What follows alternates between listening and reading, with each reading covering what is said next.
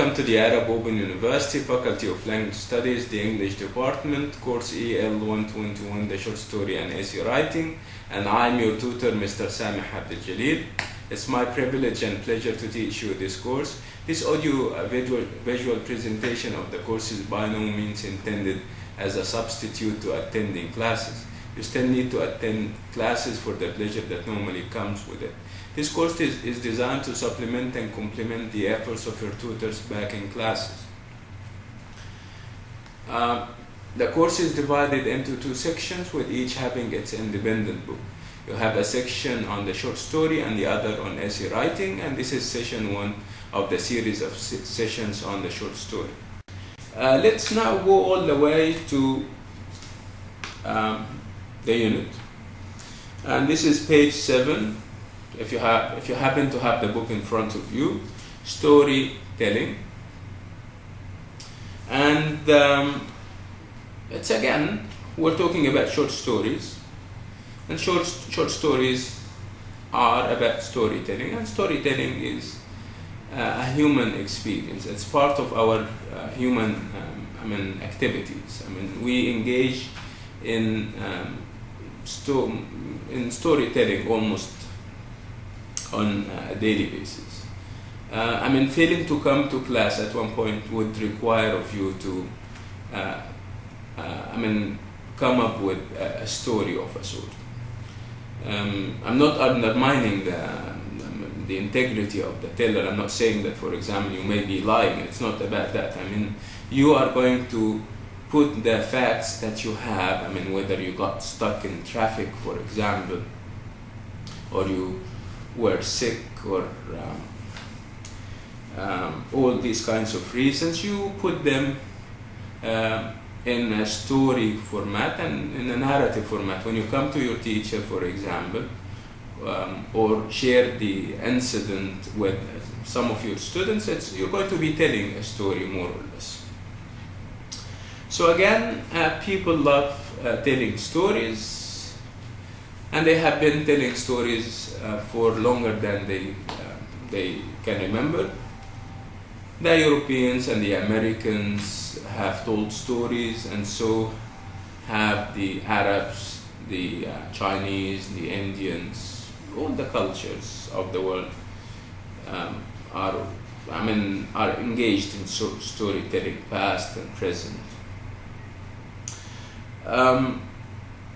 So we are all storytellers in one way or another, whether these stories were told orally, or were then later written down. And then, why would people in the past or now tell stories? For lots of reasons. Our forefathers, when this was way back, when they started to tell stories, it was to explain phenomena. They came to Earth, and they wanted to make sense of their surroundings, whatever happens around them. Sometimes it rains and stops. They wanted to know why it rained and why it stopped, and whether it will or it would rain again or not. They come to life, and then after a period they have to leave life. They wanted to also explore the idea of life and death. But these are some of the phenomena that they tried to speak about in narrative forms, telling their children and offspring about them. Started to take the stories that we now hear. If you're familiar with Greek mythology or ancient Egyptian mythology, you're going to find lots of stories about the creation of the world, our existence on Earth, why this, why that. You don't have to agree with what they say, but at least it's stories, and they are sometimes engaging, at least for me. People also tell stories in order to teach lessons. You can be telling a story to teach a lesson. See? It's again, it's this idea that people don't normally accept people to go straight to them and say, listen, you should be doing this and you shouldn't be doing that. That this direct preaching is not accepted by lots of people, but that's why if I have something to communicate to you, I can give you a story, and in the story you can learn the lesson in an indirect way. Also, we use stories to entertain and amuse. I mean, the soap operas that we watch on a daily basis, the movies, they amuse and engage us in one way or another. Sometimes you tell stories in order to imitate or copy reality, and this is the work of some storytellers or some story writers. They sometimes imitate reality in a typical way, so that their work of art or their story or their short story would look exactly like life, which is, or even sometimes, it gives you the minute details of life. Sometimes you even don't feel that comfortable that the writer is being too close to life and reality, and this is the work of realistic and naturalistic writers. Sometimes writers try to provide you with an elevated version of reality, as it were. They portray and depict life as it should be, not as it actually is. Okay, this is the work of idealistic, romantic writers. Okay, they give you a picture of reality as they envision and imagine it. So anyway, stories, whether they are Western or Eastern, have their origins in what we refer to as oral literature. Oral literature is this kind of literature this was before the invention of writing. The fact that people started to orally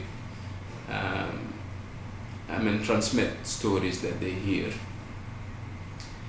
And this is what formed and made up the body of literature that we now call oral literature. So at the core of oral literature, you have the folk narratives and folk tales, which are more or less the forerunners and the precursors of the short story as we now know it. And what is interesting about the folk tales and oral narratives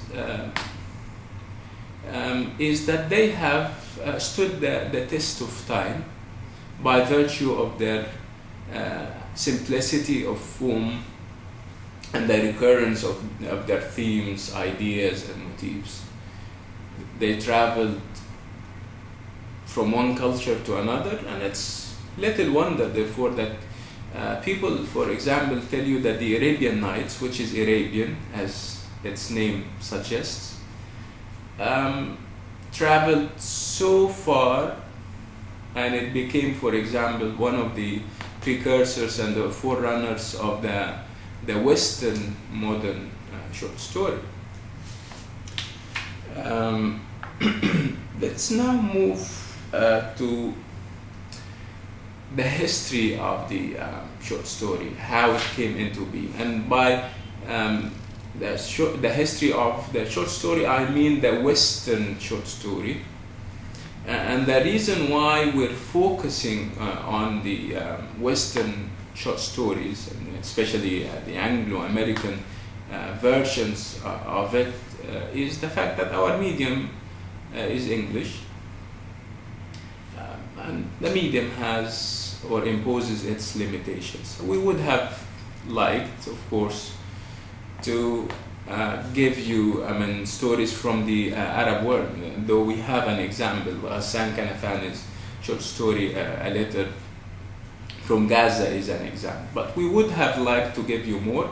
But again, this would be out of our scope. Remember, our medium is English, and that's why we're doing English speaking short stories, as it were. We would have liked to introduce you to some excellent Arab and Oriental short story writers. Ibrahim al-Kuni of Libya comes readily to mind. Yusuf Idris of Egypt, Zakaria Tamer in Syria, excellent short story writers. At least what we can promise you is that we're going to develop or help you develop the skills that can help you approach these stories, whether in Arabic or in translation, on your own. You can approach them on your own, and you can subject them to critical analysis and scrutiny. Again, we're talking about the history of the short story, and we're saying that the Western short story has its origins in oral literature, the folk narratives, and this is especially so during the Middle Ages. The period between the 6th and the is it the 6th or the 5th and the 16th century in Europe, where you have poetic tales in the manner of Chaucer's Canterbury Tales and Giovanni Boccaccio's Decameron. These are examples of folk. I wouldn't say folk narrative; they were poetic narratives that helped as the beginning of the short story. And then, like I told you, came the Arabian Nights, and it was translated into French in I think 1704, and it was deemed or viewed by literary historians as a watershed in the history of the short story. However, literary historians say that the short story, the modern short story as we now know it, has or owes a huge debt to the fairy tale. Let's now go to the fairy tale and see what it means and explore some of its characteristics. And the reason why we will be doing that is because, like I told you, the fairy tale is the real beginning of the modern short story. This is one thing, and also because we have Jack and the Beanstalk, which is a fairy tale featured in this unit. I have the definition here. If you go all the way to page 11, and let me read the definition for you, and then we're going to start to unpack it together. So the definition goes as follows, and this definition is, by the way, taken from the Merriam-Webster from the Merriam-Webster Encyclopedia of Literature. So it goes as follows: the fairy tale is a simple narrative dealing with supernatural beings, such as fairies, magicians, ogres, or dragons, that is typically of folk origin and written or told for the amusement of children. This is basically what the definition says about the fairy tale. So again, it's a simple narrative. Narrative means a story, simple story, dealing with supernatural beings. So you normally have supernatural beings. Supernatural beings means you don't have flesh and blood human beings. You have, I mean, magicians. I mean, things, all kinds of supernatural stuff happens in a fairy tale. So you have supernatural beings like ogres, like we're going to see in Jack and the Beanstalk. You have dragons, and they all speak. They all behave like human beings do, and this is what is, I mean, strange about them. It's this aura and atmosphere of weirdness and strangeness to them that they are so reputed for. And then it's typically of folk origin. I mean, it starts with people. Folk means people like the rest of us. I mean, ordinary people. And then written or told for the amusement of children. Yeah, who would appreciate I mean, stories where you have to willingly suspend your disbelief? You have to, as an adult like us, if we're doing a short story that is fairy in nature, we have to suspend our disbelief. We have to tell ourselves, no, this is happening, though it is not realistic, not very realistic. Okay, when you have Hobbes speaking, when you have eggs laying, I mean hens laying golden eggs, when you have magic rods, these are all magic beans, these are all supernatural. When you have ogres, obviously you don't go about in life meeting ogres and dealing with them, but these are all supernatural, and they find appeal among small children. Anyway, this is as far as the fairy tale and its definition are concerned. Let's now move to the short story and also unpack the short story and see what it means, and then we will then move to its characteristics and stuff. If you I want you to go all the way to page 7 for a definition of the short story. Yeah, I have it here, bottom of the, if you have the book in front of you, it's page 7, bottom of the page. And the definition is also taken from the Merriam-Webster Encyclopedia of Literature.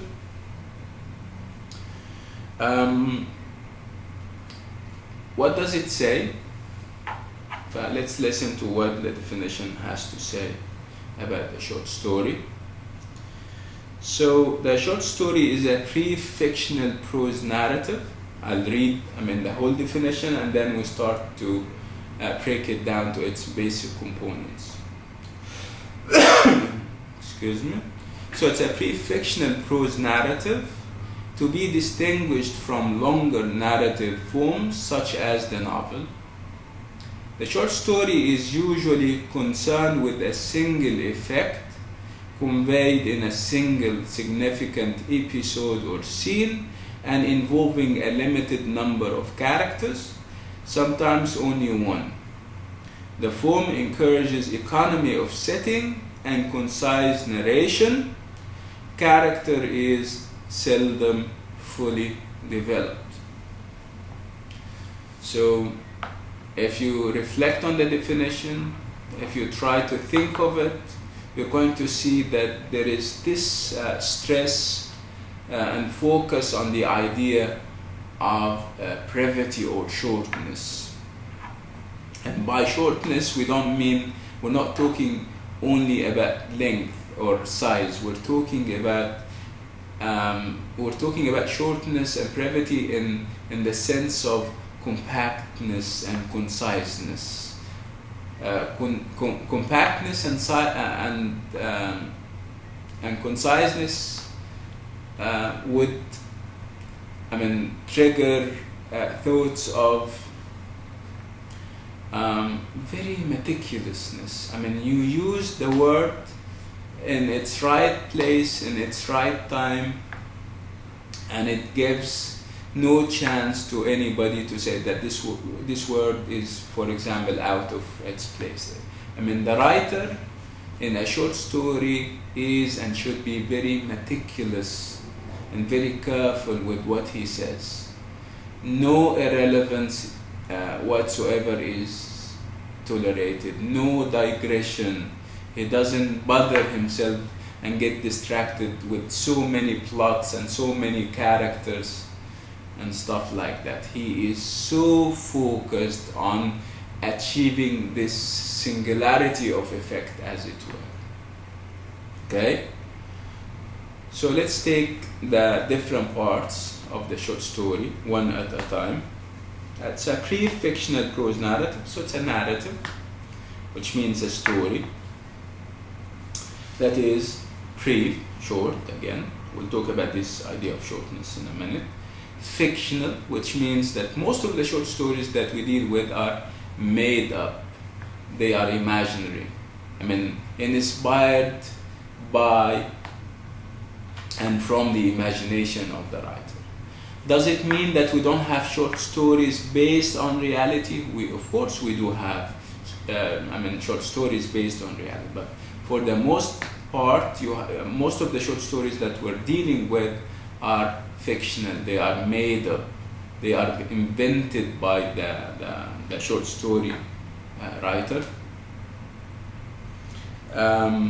So narrative, that is pre-fictional, and prose. Okay, prose is as opposed to poetic. If you still remember when we spoke about the Canterbury Tales of Chaucer in the Middle Ages, it was poetic. It was written in poetry. Poetry means it is rhymed and it is metrical. There is rhythm and rhyme, and there is imagery and figures of speech. Okay, you can always, what I say, for example, is not metrical. It's not rhymed either. That's why we call that. I don't have imagery. I'm not using a lot of imagery in what I am saying. In this sense, what I'm saying is prose. What you may be saying to your colleagues now is prose. We don't go about in life using poetry. So again, pre-fictional prose narrative, to be distinguished from longer narrative forms such as the novel. So we have to make this distinction, and this is where the idea of length and the idea of size comes. In a novel, the novel is big. You can have novels as big or as long as 600 pages, maybe more, maybe less. Okay, so again, it's a short story is short in terms of scope and in terms of the effect that is intended by it. The short story is usually concerned with a single effect. So the writer of the short story is after one single effect. He doesn't want to send you so many messages.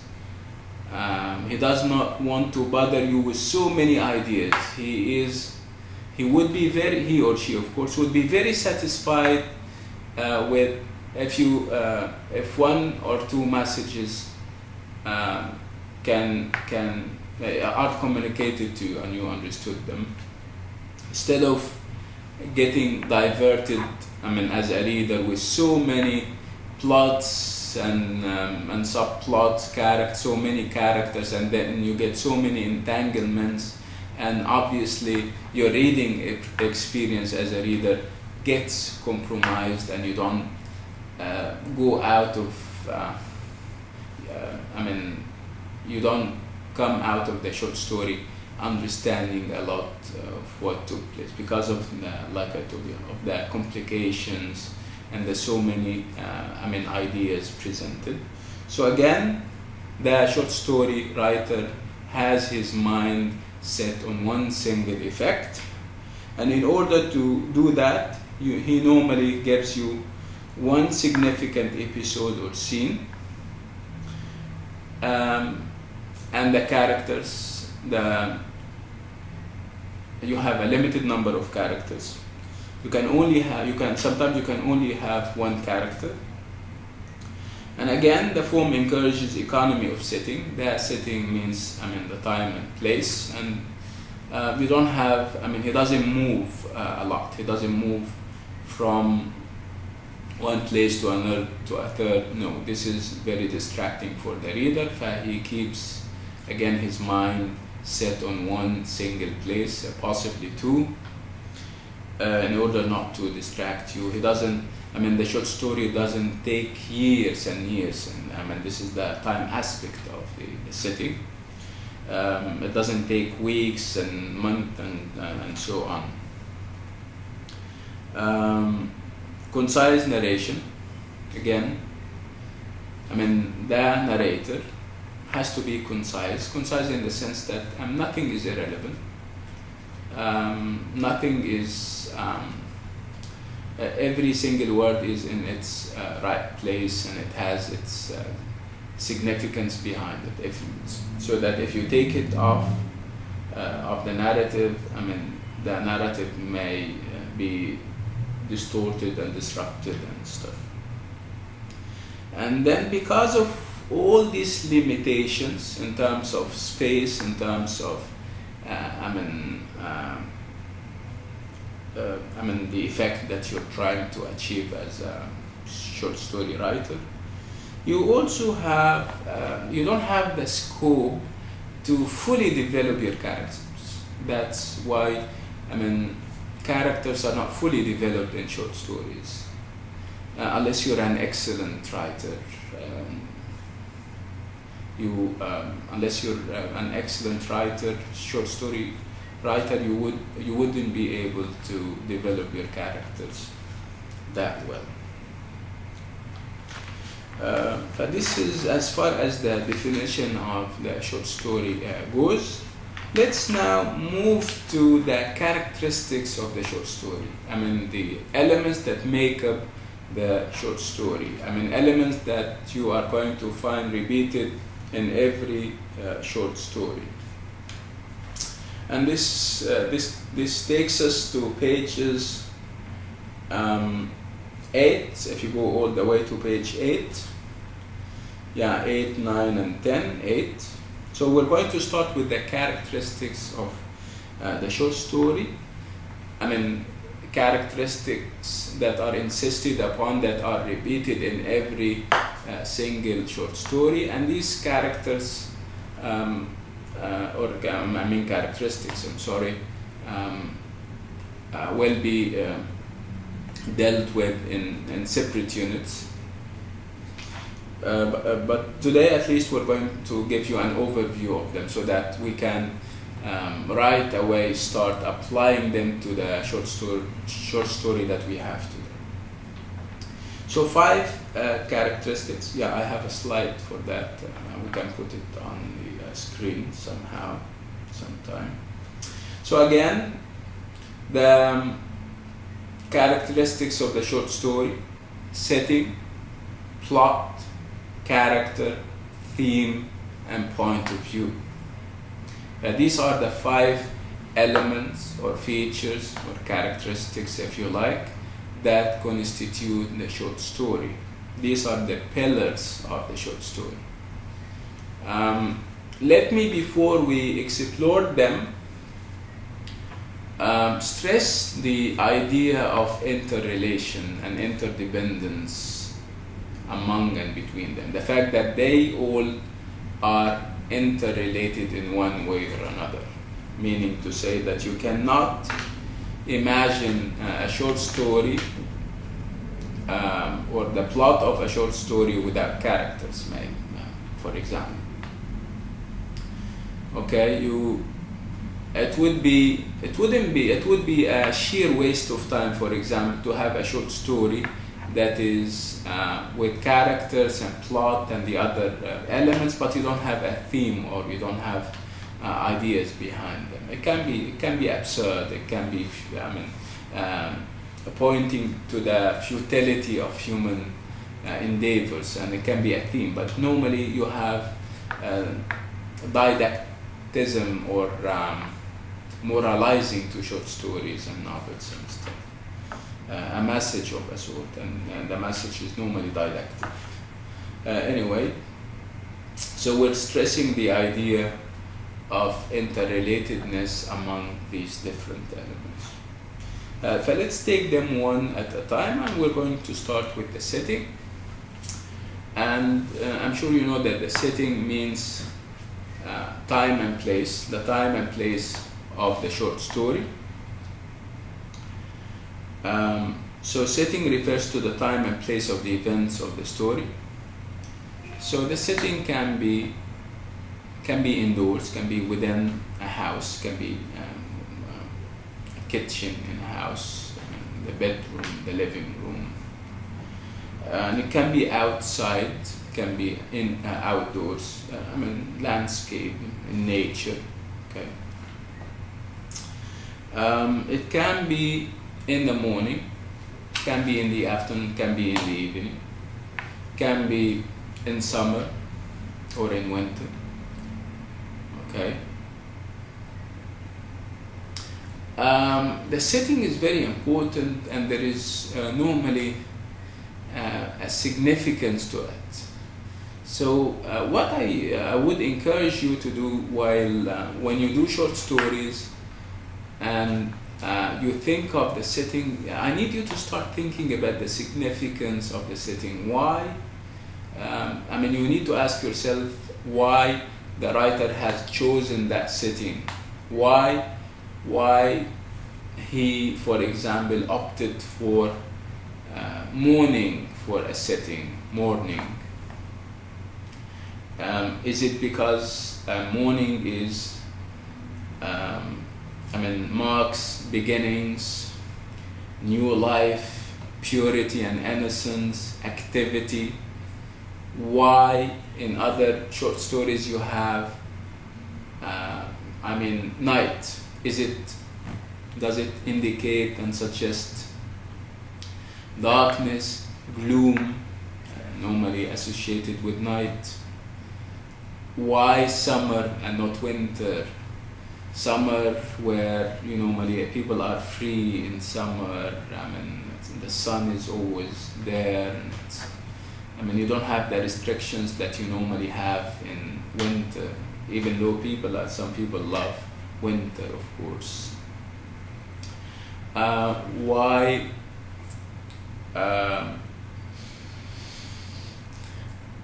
would he have his sitting in a kitchen? Does the kitchen trigger ideas of domesticity and limitations imposed upon women? The roles, for example, if the main character happens to be a woman. Okay, so setting, you need to think of the setting. It's very important, and it normally has significance. So let me share with you the idea that with settings, you normally have, setting can be in the foreground playing a major role, and it can be in the background only there because it has to be there, obviously. Okay, so you need to ask yourself whether the setting is that active in furthering the events of the short story, in developing and progressing them, or is it there in the background? Okay. Setting is one of the it contributes to the meaning of the short story. Okay, so if you have a theme to think of for the short story, you need to also consider the setting and the choice of the different aspects of the setting. I need also to stress that there is more to the setting than mere time and place. If you're talking about atmospheres, this is setting. Moods, this is also setting. Conditions, these are all aspects of the setting. So it's not just time and space or place. Let's now move to the plot, the second element or characteristic. So plot. Plot is the arrangement or sequence of events in a story. The arrangement or sequence of events. You have a number of events, they are arranged in a certain way. By looking at this arrangement, this sequence of events, means that you're looking at the plot. You're considering the plot. It is what happens in a story and in what order it happens. Again, events arranged in a certain way, in a certain order. This is plot. Traditionally, a plot is planned, a logical series of events with a beginning, middle, and an end. This is traditional short stories. They used to be like that. They used to be, when they first started, when people started to write short stories, and I think some of them still do, they have this idea in mind. It has to have this stages where you have a beginning and then a middle and you have an end. But this model is there and it is known or viewed as the traditional model. Of course, writers or short story writers came later and they started to challenge this model. Like, for example, Anton Chekhov, he does not approve of this model at all. And he says, if you're going to model your short story on life, life does not go this way. Okay, anyway, for our present purposes, we're going to stick to this traditional model. So you have a beginning, middle, and an end. So let's talk about the beginning, where you have the introduction or the exposition, where details of setting and character are revealed. And then you have rising action that describes the build-up of events. And then after that you have the climax, which is the highest point of the story. Sometimes they call it the turning point. And then after that you have the falling action, which describes the events which took or take place after the turning point. And then finally you have the resolution and the final, which is the final outcome of the story. These are the elements that constitute the traditional model of the short story. At the core of every plot, there is a conflict. And a conflict is some kind of problem, if you like, struggle. People have to fight over something, and this is typical of life, and it happens also in the world of short story. So you have a conflict of a sort, a conflict of interest, a disagreement, whether over ideas, over material stuff. And conflict is normally triggered by characters and against characters. You normally have characters in conflict with other characters. And this is a kind of conflict that is there. Sometimes you have characters in conflict with society. This is another one. In conflict with their surroundings, with their circumstances. Sometimes they have conflicts against each other. And sometimes the conflict of a character is within himself, is an internal conflict. You're grappling with a decision that you have to take. And this is internal conflict. You don't know whether to take a job that is offered to you or not. This is also a decision. This is also an internal kind of conflict. So conflicts can be external and they can be internal, like we said. External is if it is outside yourself. You're one as a character, you are one force, and then you have as opposed to other forces. These other forces can be the society, can be your own conditions and circumstances, can be another character. Internal is within you as a character. I mean, a conflict within your mind and your soul, a decision that you cannot make, a psychological problem that you cannot overcome. But these are all internal conflicts. And when we talk about conflicts, like I said, I mean, there is no way you can have a plot without a conflict. Let's now move to the third element or characteristic, which is the character. And characters, like all the other elements, it's very important. You cannot imagine a short story without characters. I mean, they are the movers and shakers of the short story, as it were. I mean, you cannot think, like I'm telling you, of a short story without characters. So the character refers to the main person or person who act in a story. This is as simple as this. We are usually most interested in other people, or rather how people are presented in stories. As soon as we start reading a story, we tend to ignore setting and other elements, and we only feel that we should pay attention to the story when people are introduced. This is true. Okay? So characters are very important. They attract the reader's attention. Of all the other elements, the real fun and the real excitement start when characters appear. You get your attention grabbed and attracted, not before that.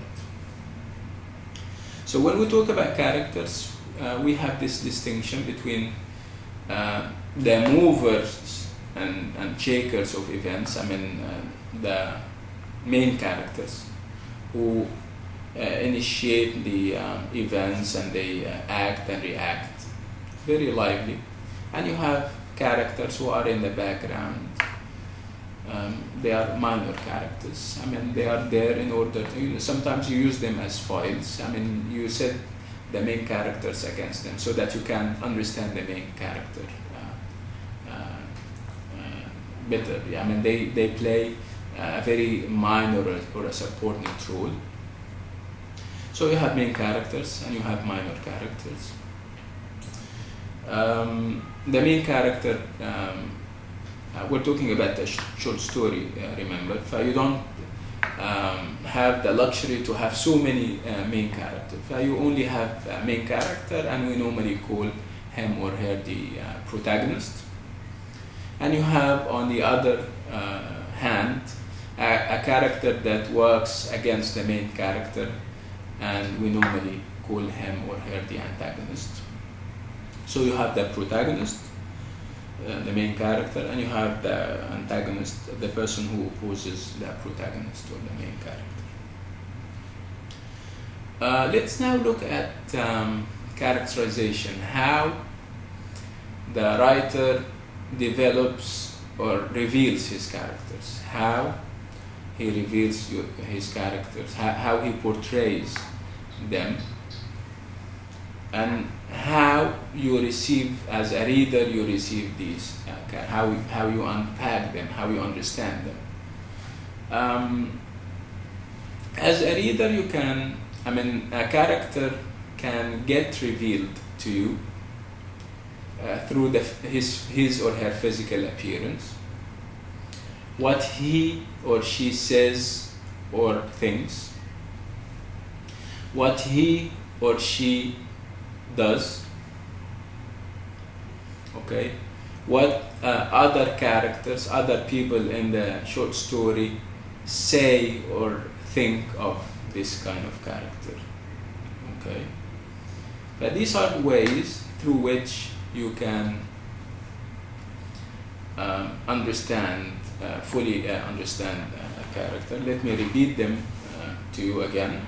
So you have physical appearance, you have what he or she, the character, says or thinks, what he or she does, and what other characters say or feel about him or her. Again, him or her is a reference to the character. Okay? Let's now move to the point of view, which is the fifth characteristic point of view. And by point of view, I mean the angle of vision or the perspective through which the narrator narrates the story. He is taking up, he or she, of course, the narrator is taking up a stand. He is, whether he is involved or outside the narrative, is in a certain corner, and he is as if he is holding a camera, and he is like shooting what happens. So the degree of shooting, whether it is close or far, depends on the narrator and what kind of messages also he wants to communicate to the reader. We need to also make this distinction between the author and the narrator. In most of the cases, we have two separate and independent entities, and I don't want you to confuse between them. The narrator is something and the author is something else. Okay? So sometimes the narrator is part of the events, he is one of the characters, and he is narrating the story in this capacity. In this case, we call him or her, or we call the narrative first person narrative, and he or she is called the first person narrator. Sometimes he is outside the narrative, he is not involved in what happens, he is not one of the characters, and in this case the narrative is called, or the narration is called, third person narrative. And depending on the level of the idea of closeness, how close to the characters the third person narrator is, how much access he's given to the characters, we're going to classify the narrator as either omniscient,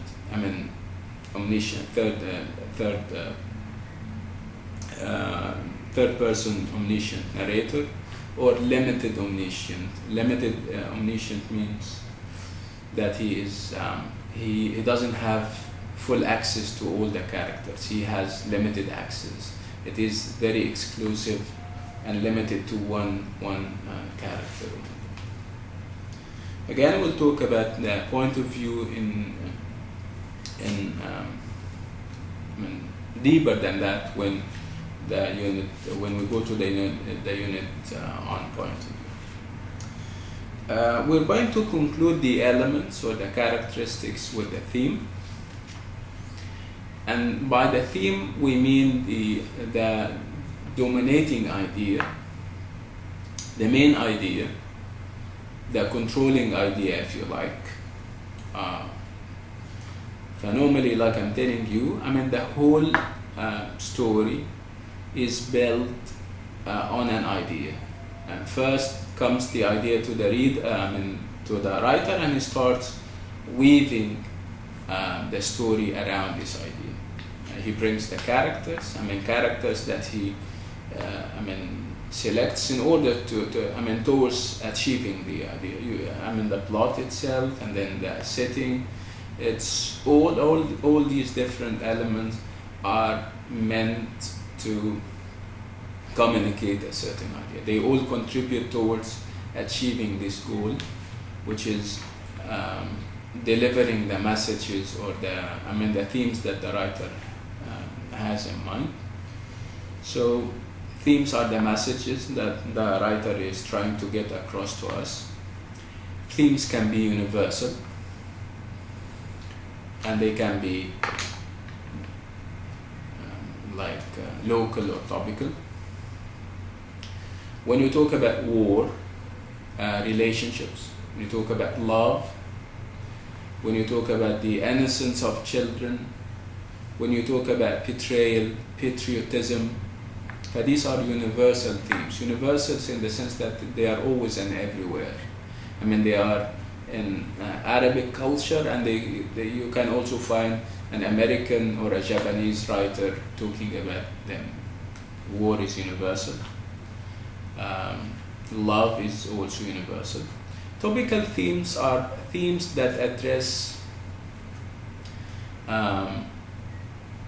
that are exclusive to a culture. Okay, you talk about the problems of overpopulation in a certain country. That does not apply if you're talking about the problem of overpopulation in a country like China. Obviously, this is something that concerns the Chinese, but it doesn't apply to the people in, for example, in Canada, where they have a limited population, and they are inviting people to travel there and stuff to close this gap. So, if you're talking about the topical themes are local. They reflect the concerns of the community where the short story is written or was written about. Again, themes. So how can you? So like I said, all the preceding characteristics of the short story contribute in one way or another towards delivering the theme to the reader. We also have other clues that can help us figure the theme out, like the title of the short story. The title of the short story can be very significant, and that's why I don't want you to take the title for granted. It's not just another title. No, it is very significant. It is abundant with ideas. So you need to unpack that title, and you need to think of if there is symbolism behind it, if there is a significance behind it. So writers don't just choose titles randomly or haphazardly. It means something. So you have to look deeply at the title when you first read a short story.